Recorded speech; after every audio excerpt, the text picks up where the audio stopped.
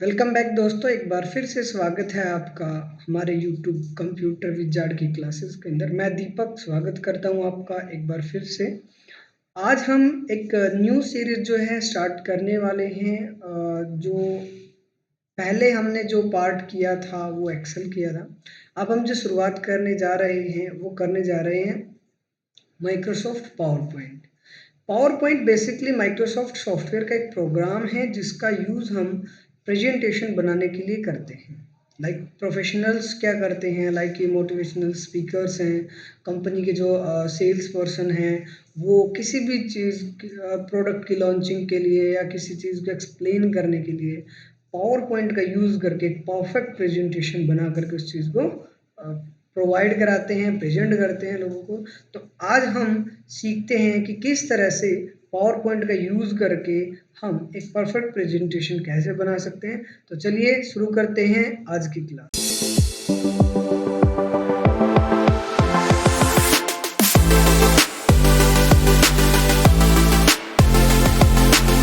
तो सबसे पहले हमने अपने कंप्यूटर सिस्टम के अंदर माइक्रोसॉफ्ट पावर पॉइंट को ओपन करना है। तो window plus R as usual हमेशा की तरह, और यहाँ पर जो उसकी रन कमांड होती है वो होती है power PNT and then enter. आप देखोगे हमारा पावर पॉइंट यहाँ पर ओपन होकर के आ चुका है।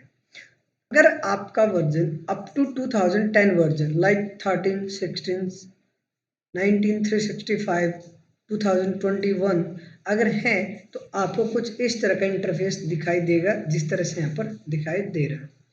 यहाँ पर न्यू ओपन और आपको विश भी कर रहा होता है, good afternoon as per session ही आपको विश करेगा। अभी दोपहर के 12:30 हुए हैं जब ये वीडियो हम रिकॉर्ड कर रहे हैं। तो यहाँ पे हमें गुड आफ्टरनून का जो ये है मैसेज दे रहा है।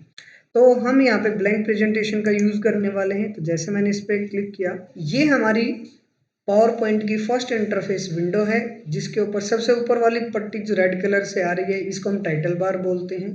उसके ठीक नीचे जो पट्टी आती है इसको हम बोलते हैं कस्टमाइज रिबन, जिसमें बहुत सारे ऑप्शन जैसे कि home, insert, design, transitions, animation, slides, record, view, इस तरह के ऑप्शंस हमें यहाँ पर जो है दिखाई देते हैं, जिनका हम एज यूजुअल यूज़ कर करके अपना एक अच्छा और काफ़ी परफेक्ट प्रेजेंटेशन जो है यहाँ पर बनाने वाले हैं। उसके ठीक नीचे अगर हम आते हैं, ये तो हमारा थंबनेल्स एरिया होता है जहाँ पर हमारी जो स्लाइड की शॉर्ट स्क्रीन आपको दिखाई देती है। जितने भी आप स्लाइड्स ओपन करते हो तो यहाँ पर उनकी लिस्ट बनती चली जाएगी। ये हमारा वर्किंग एरिया है जिसको हम सोर्स विंडो बोलते हैं, जिस पर हम काम करेंगे। उसके ठीक नीचे जो यहाँ पर आप नीचे देख रहे हो इसको बोलते हैं स्टेटस बार। ये हमें स्टेटस देगा, टोटल कितनी स्लाइड्स है, व्यू कौन सा है, जूम लेवल कौन सा है, नोट है या नहीं है। तो सारी की सारी जो इंफॉर्मेशन है वो हमें यहाँ पे मिलती है। तो सबसे पहले हम बात करेंगे आज क्लिपबोर्ड, स्लाइड, फॉन्ट ऑप्शन के बारे में। तो सबसे पहले हम बात करेंगे यहाँ पे क्लिपबोर्ड के अंदर आता है paste, cut, copy and format printer. देखिए प्रेजेंटेशन बनाने के लिए किसी भी कैंडिडेट को सबसे इम्पोर्टेंट जो चीज़ याद रखने की होती है, इसमें 3 पॉइंट जो है नोट आउट करने के हैं। फर्स्ट कि आपने प्रेजेंटेशन किस टॉपिक पे बनाना है।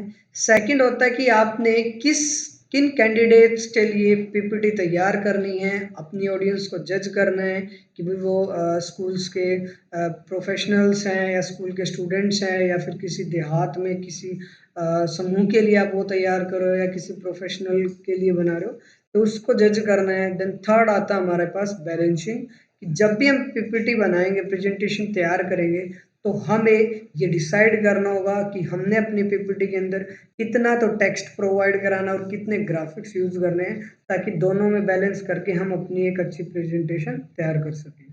तो आज हम बात करेंगे हम जैसे कि पहले भी मैं बोल चुका हूँ कि क्लिपबोर्ड और स्लाइड ऑप्शन के बारे में।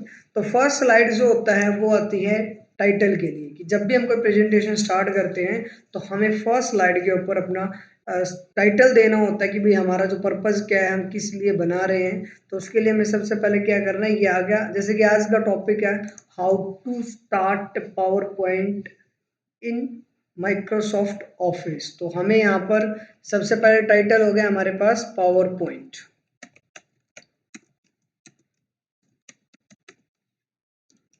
देन सब टाइटल में डालेंगे कि जिसने बनाया है ये बाय मिस्टर शर्मा। अब अब आप देखोगे कि ये बिल्कुल सिंपल है, हम इसको डेकोरेट कर रहे हैं तो यहाँ पे ड्राइंग ऑप्शन के अंदर हम आने वाले हैं। तो क्विक स्टाइल्स में हमने जाना है। क्विक स्टाइल्स में जाने के बाद यहाँ पर आपने अपना डिसाइड करना है कौन सा कलर। आई सजेस्ट कि आप लोग पूरी की पूरी प्रेजेंटेशन के अंदर एक कलर कोड लेकर के चलना। ज़्यादा कलर डालोगे तो बिल्कुल ही भद्दी बनेगी, इसलिए मैक्सिमम 2 या एटलीस्ट मिनिमम 2 और मैक्सिमम 3 कलर आप ले सकते हो, ऐसी बात नहीं है। बट ये है कि मैं तो यही सजेस्ट करूँगा कि आप केवल 2 कलर लेकर के चलिए ताकि काम करने में आसानी। तो यहाँ पर हम जो मेन टाइटल है उस पे हम ये देंगे और नीचे हम यहाँ पर आएंगे और फिर हम यहाँ पे क्विक स्टाइल्स में गए और हमने ये कलर ले लिया। उसके बाद हम इसको और डिज़ाइन करेंगे, जैसे कि यहाँ पे बोल्ड करना, इटैलिक करना, अंडरलाइन करना, टेक्स्ट शैडो देना, increase the font size, decrease the font size, strikethrough, हालांकि हम पहले भी कर चुके हैं। ये कैरेक्टर स्पेसिंग का होता है कि आपने कैरेक्टर को काफ़ी टाइट रखना है, नॉर्मल रखना है या फिर आपने लूज करना है।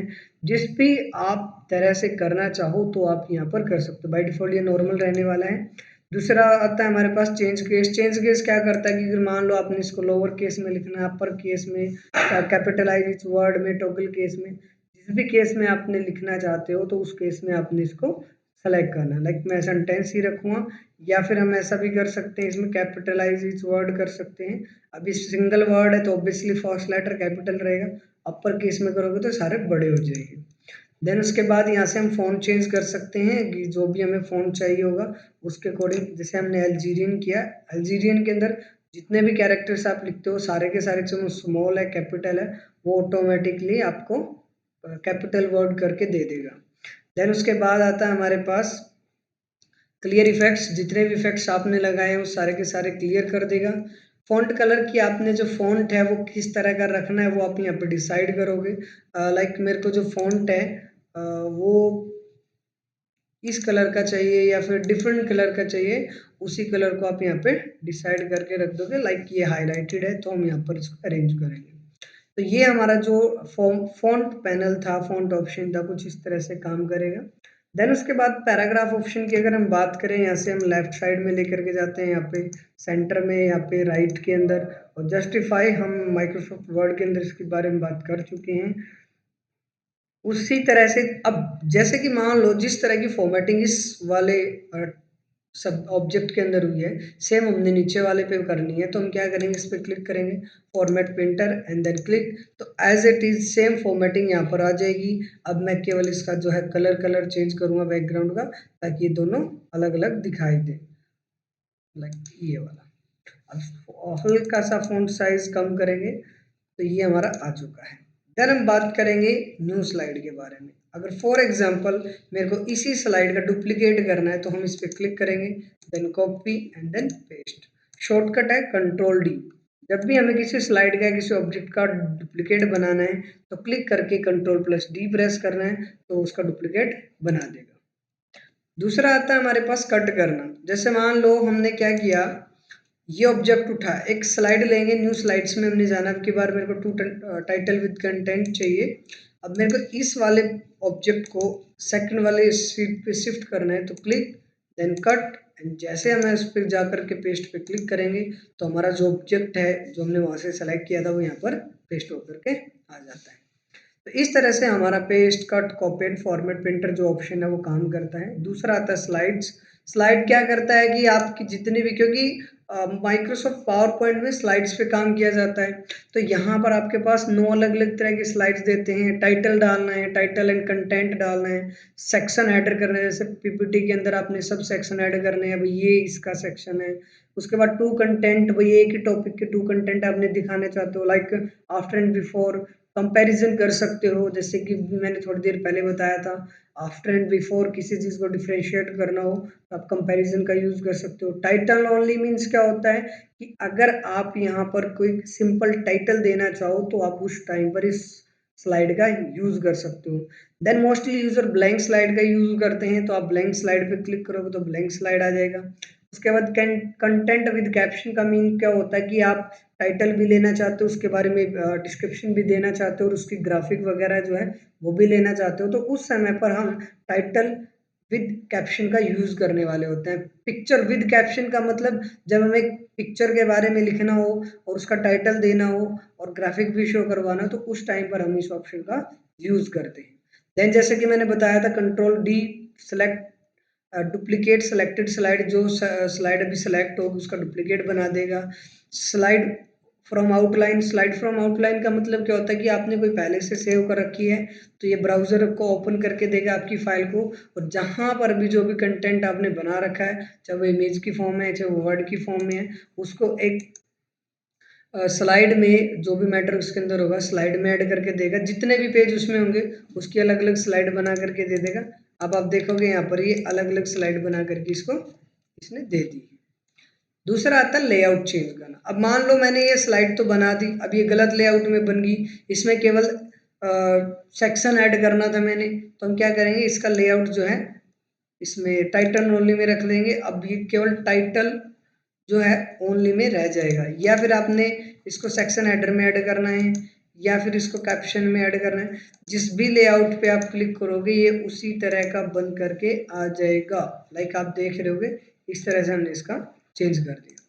दूसरा आता है रीसेट करना। जैसे कि मान लो मैंने इस वाले ऑब्जेक्ट पर काफ़ी सारे इफ़ेक्ट्स जो है यहाँ पे लगाए हैं, अब मैंने इन सब को क्लियर करना है, तो जैसे हम क्लियर इस पे जाएंगे तो जितने भी इफ़ेक्ट्स यहाँ पर होंगे, या रीसेट पे मैं अगर क्लिक करता हूँ तो जितने भी इफ़ेक्ट्स आपने लगाए वो सारे क्लियर हो जाएंगे।